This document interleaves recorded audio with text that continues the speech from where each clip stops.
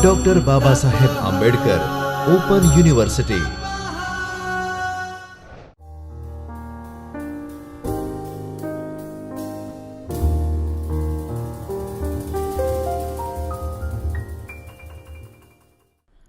Welcome again. We are here for the video lectures of software engineering. We had started with block 2, we have seen unit 1, and here is unit 2, and we have seen in the previous session. Right now, let us see what we did in unit 2. Unit 2 is all about software testing techniques, right? And in the last session we saw was the need of software testing. What is software testing? Why do we require testing, right? And what is the purpose behind testing a software, and from where does it start? It starts from the very initial phase of SDLC life cycle, and it completes the entire cycle till the deployment process. My testing is continuously done. We saw various kinds of testing, right? That is the different techniques of testing, right? That there were actually 13 of it, and we even saw what is white box testing and black box, which are the one of the most important testing techniques, that is white box and black box. All right, today we will be seeing is functional test plan and process of testing. All right, now what is let us start with today's session. What is function test plan? All right, from the name itself we can understand what is a plan, right? What is a test plan actually, right? So it does not mean with the testing of underlying implementation of application components, but it relates to testing of application from the customer's angle. All right, now whatever we are developing is something that our customers are going to use, or maybe the end users would be using, right? So with the perspective of my customer, with that vision that my end users are going to use it, all right, the planning that I do, the functional testings that I do, all right, the kind of testing that I'll be doing is nothing but my functional test plan.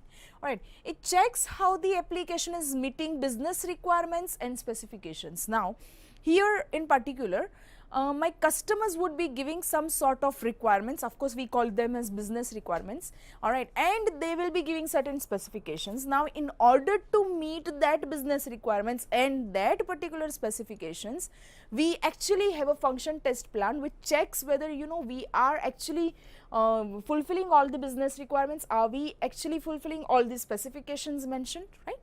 Then it says it serves as a dynamic document. All right, it is kind of a documentation that we prepare, all right, and it is dynamic one which keeps on changing, that must regularly reflect continuous changing of business requirements. So if any requirement change comes, it turns up, then my documentation also, that particular document also should show that effect of the change, right? So it is a dynamic document. All right, here is a test plan. It is a simple example. I hope you can see the diagram here. All right, now here if you see, there is a development team involved. All right, development team checks for the functional requirements, that is the foundational requirements that is given by the users. All right, and it has functional test plans. All right, they check both of this, they generate report results. All right, that report results will be revised every now and then. All right, so report result is given to the business community for its reviewing. There is a reviewer, all right, involved into this. A reviewer will give the report to particular business community, who will check whether the the requirements were there. Are those requirements being fulfilled with the test cases that we build up or the test plan that we do, all right, and the reviewer will give that particular report to the business community. All right, that result will be reviewed, all right, and again it shall be, if it is not matching a particular specific requirement, all right, then we have to generate another test plans. All right, so functional test plan results are created, they are executed, and every time it is done by the tester. All right, so tester is the one to whom my development team will give its development code or the code that is there to be tested. Alright, the tester generates the functional test plans. There are reviewers who will review whether the particular requirements are being fulfilled with the help of my test plans or not. They will revise it, they will check the report, they will analyze it, give it back to the business community, and if it is not found suitable, if that code does not pass my test plan, alright, then that that code, the software product code, is again revised. Alright, so this is a simple diagram. Now here sorry, it says a developer will cover what all things when you actually prepare your test plan. Alright, as a developer, as a coder, what you will cover? You will first cover the test cases. Alright, now what are test cases? We will see to that. We will cover the developer will cover the expected results. He or she will tell that when you execute this particular code, this is the output that you will get, the expected results. And they will cover pre and post test setup. Alright, what test setup requires? Alright, the pre things, the predefined things, the pre-processed things. Alright, then after the test whatever is done, alright, what the post measure steps are there, that is post test setup. Alright, the tester will execute the test plan whatsoever is being prepared. Alright, the tester will execute the test plan with the use of actions which is highlighted in every test case and records as per the results. Alright, so my tester will check the test plan. According to that test plan, he will perform the testing, and whatsoever the report is generated will be documented in form of result in a separate document. I said it will be documented in a form of a result, which serves as a duplicate copy of function test plan with actual test results. Alright, now it says that my particular developer would have given the expected results. Right, now it checks this expected results. My particular achieved result will be this one, right, which my tester will check. So this result, that is my actual result, will be checked with my expected result, whether they both are equal or not, will be documented in form of a sheet, or maybe a separate document will be prepared. Alright, and all this thing is done by the tester. And that particular testing, the document that my tester has prepared will be given back to the reviewer. The reviewer compares the actual test result with the expected test result. I said that expected will already be given by the developer, right, and there are actual test results which is done by my tester. Both of this will be given to the reviewer, and reviewer compares the actual test result with the expected result and calculates whether the test case is passed or failed the functional requirement. Alright, let us see how it actually looks. Okay, functional test plan consists of what all things? First, it consists of the update history, that includes the names, dates and update descriptions of the document. That it includes the document purpose. What is the purpose behind this document? It includes all the functions, alright, the list of functions that are being tested, and carries the use case diagram also. What is the use case diagram, right? Use case diagram is something which states that what all actors are there, what all processes they can actually undergo, they can perform, right?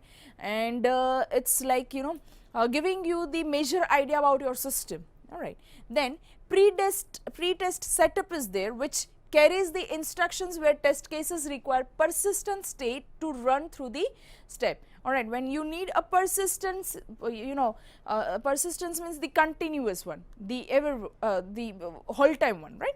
So when you need a persistent state to execute, to get some result, alright, that all comes into pre-test setup. Alright, and there are test cases. Test cases are the one which are very important, and they are observed very, they are given much more weightage, alright, by the testers, by the reviewers and the business community as well. Test cases, it carries list of test cases in which each test case verifies set of clear defined functions.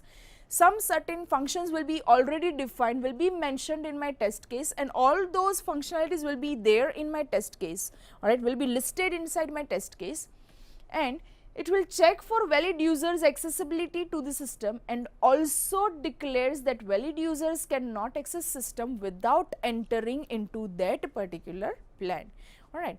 So, without that particular password. So, it says that my test case is something which is being observed thoroughly with perspective to my end user and is all done by my testers. Right. Let us see what it is. The very first thing it is my functional test plan will have is its scope, right. In unit 1, maybe probably in block 1 unit 3 we saw what was project scope, right. And there we saw that scope is something which is very important, right, and it actually gives us the basic idea about our document, right. So, documentation always starts with the project scope. Right. Now, here also functional test plan scope will be given. Now, in scope list functions that are tested and out of scope means list functions that are not tested. So, here it gives in scope and out scope. So, test plan scope will contain what all functions they have tested and what all functions they have not tested, alright, those are which are not listed.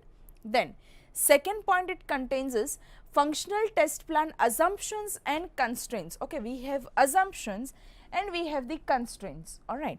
Now, assumption, list the functional test plan assumptions, what you have assumed, alright. All those assumptions are being placed into this particular thing, while functional test plan constraints are nothing but list the functional test plan constraints, that means all the rules, the constraints that you have, that this is needed, this much is needed, right. All those validation check and all comes under constraints, alright. So, all that is listed in point number 2, alright.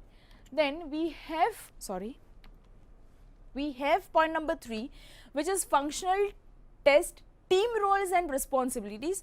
It says that who is going to perform what kind of testing, alright. So, we have to list the names of particular testers whosoever are there, alright. You have to add those names, you have to explain the roles and what they are responsible for, explain those responsibilities. Then in the fourth criteria or the fourth step, they say is functional test entry criteria, alright. It says that whatever ID is there, ID 4.1 entry criteria. For example, you have first is a registration login page. If you do not have a particular login ID, then you are probably redirected to the registration page, then registration page is there, right. So, this flow which is there, that flow is nothing but your entry criteria, alright. So, it says that whatsoever factors that are involved inside your software code that you have constructed, alright, all that is checked with its functionality as well, comes under the entry criteria. Then there is functional test cases. Now, this test cases are nothing but case 1, case 2, 3, 4, 5, whatsoever comes up, alright. It includes the test procedures, alright, whatever you have done, the modules, the functions, the classes that you have tested, the functions that you have tested, the methods, alright, within the class that you have tested, all that, and its expected result, what is the expected result, whether it is proper or not, all comes under the criteria number 5. And sixth one is the one which generally is being reviewed a lot. It is nothing but a functional test result.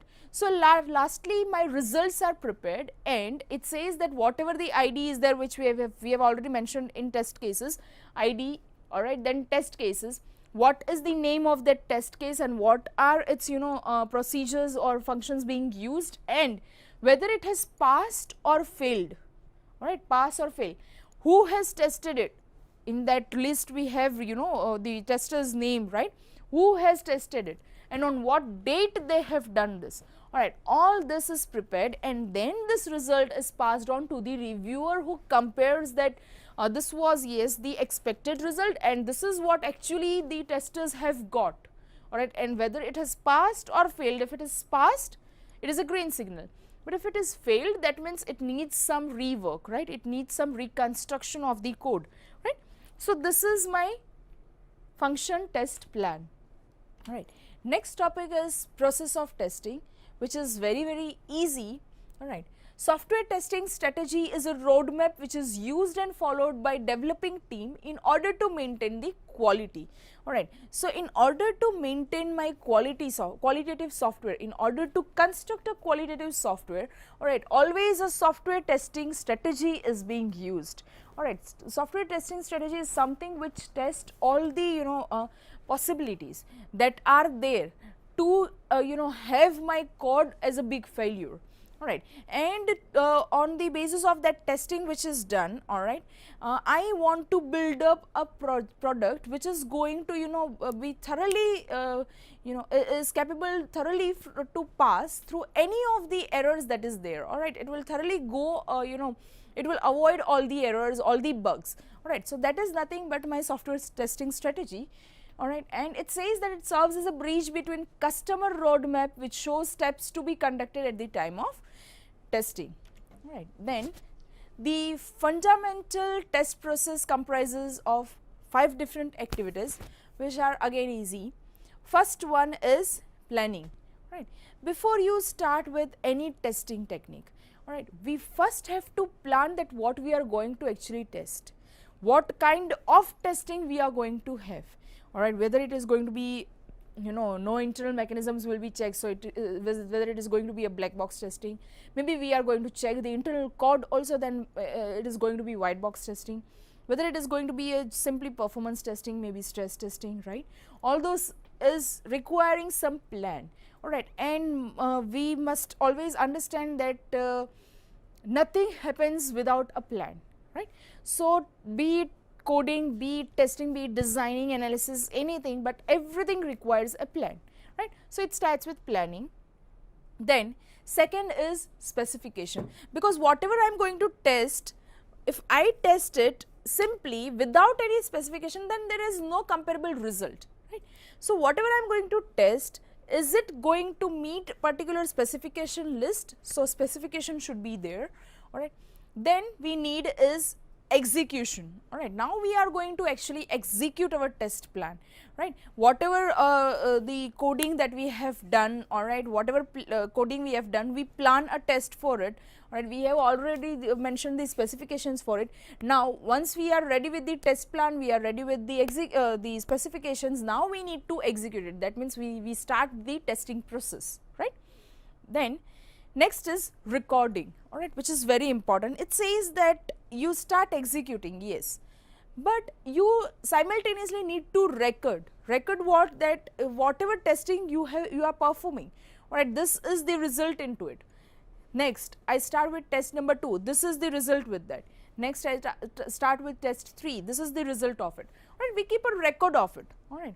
And lastly is checking for test completion, then it turns up to the completion of your particular testing technique, right.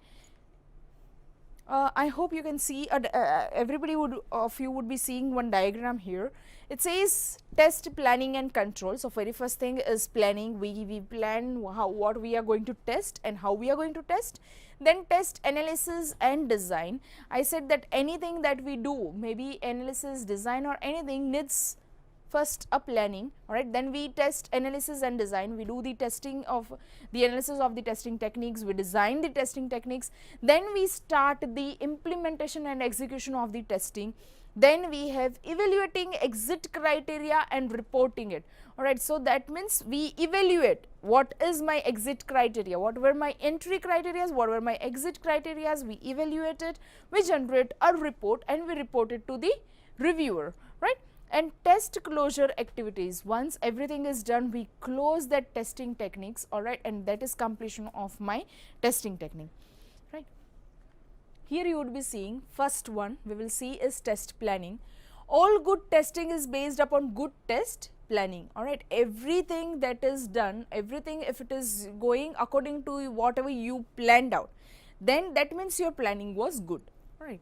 For this, an overall test strategy should be planned along with project test plan. So when you are actually planning your project test, alright, the testing of your project, with that only certain testing strategies also should be already well planned.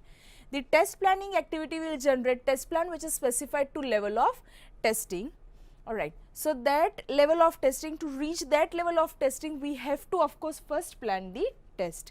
Now next step is test specification. Alright. It says that in this, the fundamental test process shows activity related to as designing of test cases with certain techniques which to be followed at the time of planning. So whatsoever at the time of planning we would have asked, or maybe we would have suggested, or we would have actually thought of, alright, all that are actually mentioned on the test plans, and that is nothing but our test specification. It says in this, specification can be considered as entirely a separate task which includes identifying the test conditions. We identify what kind of test conditions we are going to use, alright, what are different testing techniques and what are the conditions related to it, alright. Then we see and we design the test cases, alright. We already saw what is test case, right. So we design a test case according to that, alright, and it says we build the test cases. Right. When we say we build the test cases, we have designed already. Now when we start writing whatever the testing we have performed, whatever its output is, alright, what all the things which we have done, alright, then we call it as building a test cases. So test planning, then test specification, alright. Then next is my test execution. Now we have already planned, we already have a specified list of it, alright, we have already prepared the test cases, already designed it, and we now start evaluating it, alright. We call it as execution, that is test execution. It says the idea of this is to work with every test cases which can be done either manually or with test execution automation tool. Nowadays there are a lot of automation tools available for testing, alright. So nowadays people do not prefer much onto manual testing, right. So there are various automation testing tools, and they simply feed into that tool, and that is how the analysis is done, alright. So probably on the basis of the test specifications that you have built up, alright, those test cases are then given to, maybe they are checked for manual testing or they are given to the automation tool, alright. It says here the way in which test cases are executed is significant, where most important test cases should get executed first, alright. Here the prioritization of the test cases is done, whether this particular test case is having very high priority than the other test cases, then that according to that prioritization testing is performed, right. Next is recording of the execution that you do. It says recording of test is done in parallel with the test execution. So when you start execution of it, along with that only the recording is done. I said in the previous one only that when I actually do the testing, right, I said test case 1 is I'm doing test case 1, this is what output I have got, so I record it, I write it into a document. Test case 2, this is the output what I have got, I again record it, alright. So recording is going to be a simultaneous process with your test execution, alright. For this we need to record versions of software under test along with this specification, and for each test case the outcome is recorded along with the test coverage, alright. So whatever the specifications we had, with that specification it checks the testing execution, that means the actual result and the expected result which we had in the specification, both of this is checked, they are recorded, and that is prepared in the recording, alright. And lastly we have is checking for the completion. Now what is checking for completion? It is very easy one. It says this will check the records against completion criteria which gets laid off for test plan, alright. In order to now close my certain, there are going to be lot many test plans, right. In order to close my certain test plans, I have to see whether all the testing is done or not, whether it is according to my specifications, whether the recording is done, I mean the writing of that document, whether this is test is passed, this is failed, whatever the documentation is to be prepared, all this recording is done or not. And once it is done, we check for its completion, and there is where we end our test plan, okay. So this is the last point where we end our the test plan, right. So process ends here. let us sum up what we have actually done in this entire unit.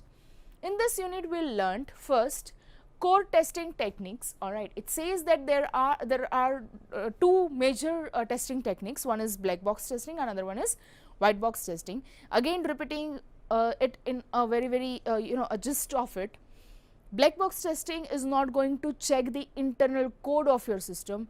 Apart from that, it will check all the external things of your system that you have developed. So it checks the input, it feeds the input and it checks the output, whether that output is matching according to the customer requirements, the customer specifications or not, comes under my black box testing, right. Then we saw was white box testing, in which we actually check the internal code also, right. So white box testing is something which says that apart from the input and the output, it checks whether whatever the branches you have used, the loopings you have used, the structural, the conditional statements you have used, alright, all that kind of coding, what kind of code you have prepared, what is the logic behind it, alright, and what are the other internal files included into your code, all this will be tested in your white box testing, right. So we saw two core testing techniques.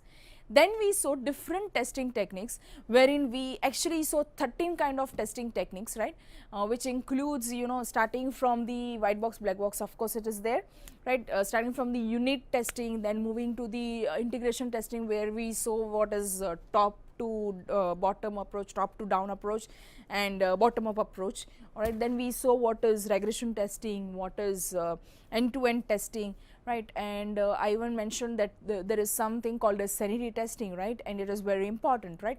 Then we even saw that our functional testing, of course we know that black box testing is also known as functional testing and white box testing is known as structural testing or glass box testing, right. So we saw different testing techniques. Then we saw what is functional test plan, right, how to prepare test cases, what are test plans, how do we plan it, who are the testers, we have to write their roles, we have to write their responsibilities, and then preparing a test plan for each individual test cases, right, and then recording it and giving it to the reviewers, and what is that test plan we saw, right. So functional test plan we saw. And lastly we saw is process of testing, that means what are the major steps in order to carry out testing. So testing, of course any of the thing that we do in software engineering, everything starts with a well defined plan, right. So we need to define a plan. So it starts from planning, moving from planning towards the other rest of these steps, right. So that comes under process of testing, alright. And here we end our block 2 unit 2, which is all about testing techniques, the functional test plans and the process of testing. We will start with unit 3 wherein we are going to see the acceptance testing more in detail, right. We have already seen what is acceptance testing, but more in detail we will be seeing in unit 3. Here I conclude with block 2 unit 2. Thank you so much.